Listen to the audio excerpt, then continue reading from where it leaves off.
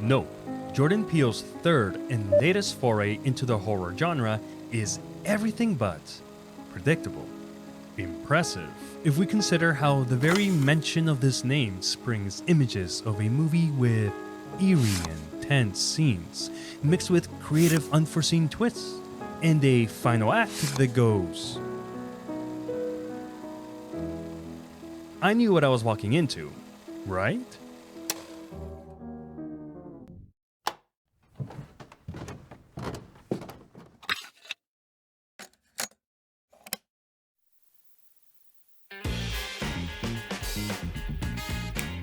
Nope stars Daniel Kaluuya as Otis Jr. or O.J. Haywood, and Keke Palmer as Emerald Haywood.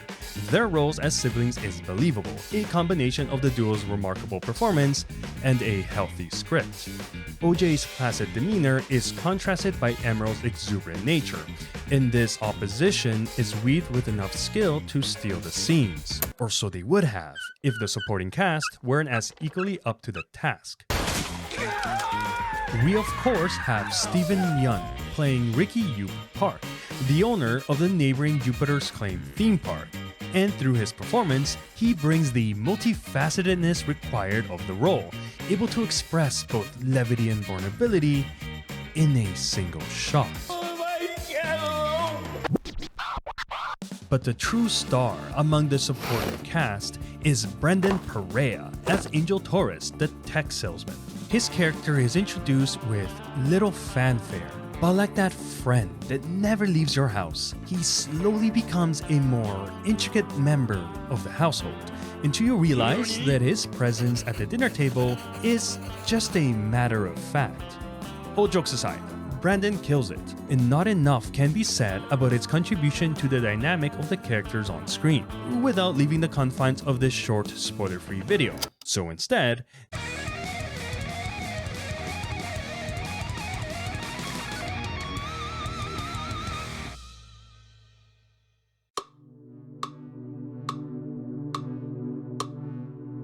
the mark of a good horror/thriller is its measured pacing, at least in my opinion. And Jordan Peele, using what he learned from his two previous films, has taken it to the next step. But what do I mean by measured pacing? Well, it's a combination of elements. One, it's the act of being frugal with your tension and release. Doing it too frequently will quickly lose you tension. Not enough, and well, you get the idea. The second element is the when and where, essentially picking the best spots for the scare, which should be done in service of the script and not just as a quota. Doing it just right will manifest into pure tension or mystery, as Nope so effectively achieves. Through its well-calculated pacing, the movie was able to keep me second-guessing. I was actively engaged with the happenings on screen, and as such, never bored. Alpacas. To try and keep things moving along, I'll just swiftly state that the cinematography was inspiring. Hoye van Hoytema's work helps elevate this Jordan Peele film to the next level, which is quickly becoming the theme of this review. And Michael Abel's composing duties are a perfect marriage for the images on screen. This is his third collaboration with Jordan Peele, having composed the musical scores for both Get Out and Us. However, what truly sets this movie apart is its expertly woven setup and payoffs. There are plenty to be found, often partnered up with some form of symbolism or metaphor to dig your teeth into. But what makes these setups stand out in retrospect is Jordan Peele's ability to serve them to you without you realizing it. At least that's my experience, and every payoff was met with a big smile as I quickly wheeled the tape back in my head to the moment it all began. How did I miss it? Well, we can definitely place a lot of the praise on the carefully constructed script, as well as the storyboarding needed to effectively portray the details in every frame. But it's that well-measured pacing that I touched on earlier that kept my eyes and head on what Jordan Peele wished for me to see. It's the classic misdirection, hiding the key in plain sight. ¿Has probado ya la margarina que se abre y se unta? De esta manera. Y tómate las cosas A la ligera. Hoy Pesol alimenta y no te pesa. Did I know what I was getting into?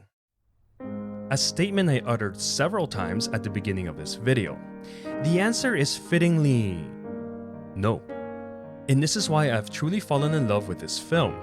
I can confidently say it's not only my favorite Jordan Peele film, but an instant classic in the genre.